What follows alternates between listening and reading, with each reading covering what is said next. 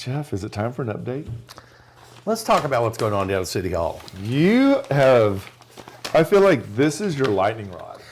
You know, I feel like over the years I used to believe that no one went into elected government positions on a state and federal level unless they just didn't go into it to better everybody. I think they went into it with some very self-serving opinion, ideas. And I used to not feel that way about our municipal government, but based on the way some of this is rolling out and has rolled out, I feel like I'm just not sure there's a lot of people down there that really want to do what's right for the citizens of Dallas. And I feel like this has become a lightning rod because I feel like at this point we're in a real funky place in society right now where we feel like the grift, the lies that's happening both, at the federal level and then at the state level, and now we're looking at it here in, as you said, our municipality. And it feels like this is being concocted in back rooms and that it's not being up front. And I think that to me, it feels like we're in the exact same position as we were when we were trying to get the Dallas Cowboy Stadium in Fair Park, and we whiffed that horribly.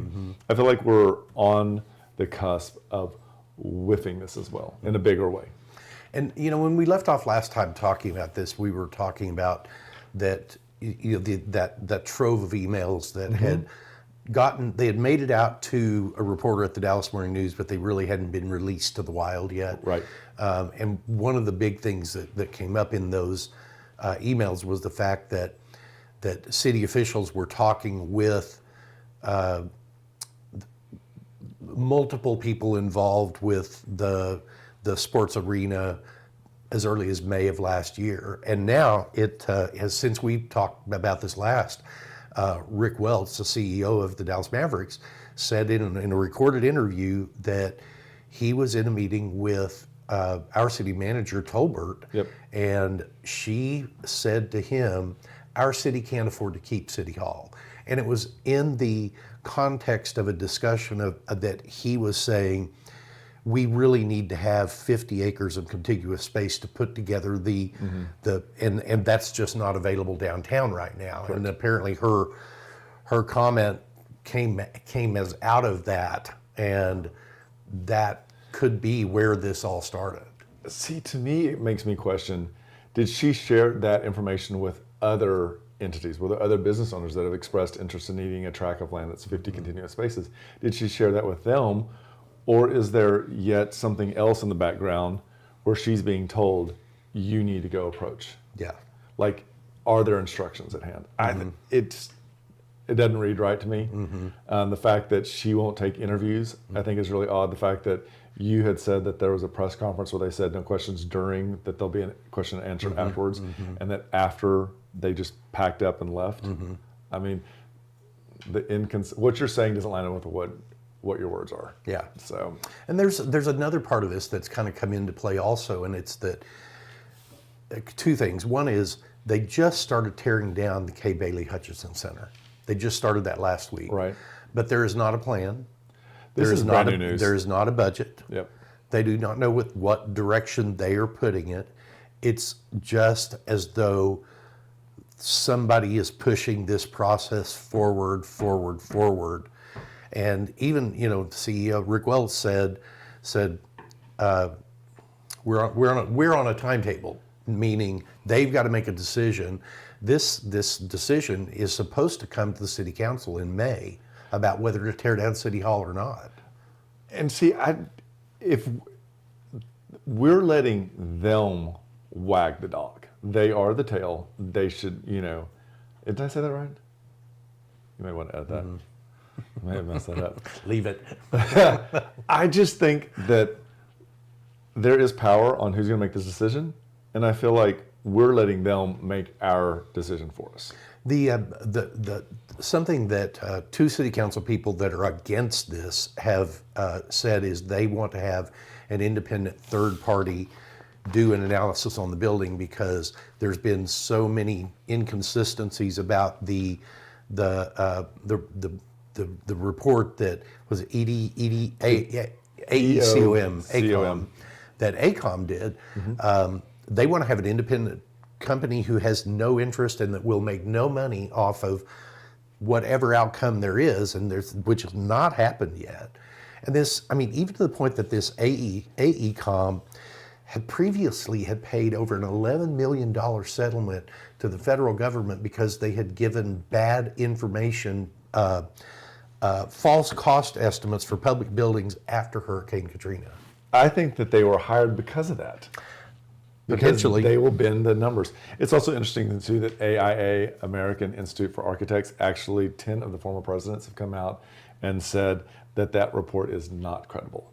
And that's a strong, that's not one, that's not two, that's 10 former presidents. The report was, now that people have had a chance to analyze it, look through it, and really break it down, it's got so many things in it that it says need to be done, like it says the entire heater boiler system needs to be done at a cost of, I don't know, $45 million, $4.5 million. Actually, I think the cost that they're estimating is much higher, although that was just replaced 2 years ago, and we only spent $5 million on it then. So why is it on the budget again? Yes, and then also they said, we're going to have to evacuate City Hall because when you get into the heating system, we're going to dealing with so much asbestos, and that's going to be abated properly. They've already done all of that when they did the heating system, and they never moved anybody out of City Hall when they did it. And so that just goes back to say that EOCM doesn't do their work right. So they've also started social media campaigns, and they're like, tell us what you should do with City Hall. And so like Zach, our producer, has said, don't you read the comments? And I was like, no, I don't read comments. Well, so now I read the comments. So it's interesting to me because like I started looking and lots of people are just saying, use it as City Hall. Just leave it as is, like do city business. Like really interesting. Then the people that were like anti and against it, when I would click on their profiles, they were of anime and they had 3 posts and they had 120 people, or they were a Chevy car. And the Basically same bots. So it made me think like, well, are they trying to even like sway the social media campaign out there? I don't think they have. I think there's way too many people that have finally caught on to this. Yeah, I and agree. are hearing. It's interesting to me. Well, I think we've got to keep our eye on it. I think 100%. we are at a turning point with downtown Dallas, and this is not going to help it. Well, okay. The other thing too, and we didn't touch on this, but there is a perfectly good, I think, better location for this, and it's not downtown. That's their second alternative, or that's their other alternative. It's Valley View. It is raw land. It sits on 635. There's already, as you said, an express lane if you want to bypass all that. You've got the toll road 35 and 75 all running north and south. It is more middle. I think you get more people from Plano that would go to that or McKinney or even absolutely. Salina than going all the way downtown, because a lot of people that aren't familiar with downtown don't want to drive downtown. And I think this would be a great solution. I agree. Well, hopefully City Council will make the right decision on this. I don't want to tear it down because I feel like this has just been shoved down our throats. I don't think that's the right. Even with all of the other reasons not, I think the citizens of Dallas have to put their heels down and stop this. I think Tolbert I think her contract needs to be reviewed and potentially move on with her, because it's a mishandling. Too many things falling in place. Her assistant, who's been with the city for 30 years, right after this report started, he was in charge of getting this report from AECOM, and right after the report came out, he's decided that he wants to retire now. So it's just like too many too many shady things going on. I would agree with that. So keep up with it, read about it, read from every perspective, certainly develop your own opinion about it. If you've got any opinions you want to share with us, put them in the comments below. And just remember, we want to be realtors for life.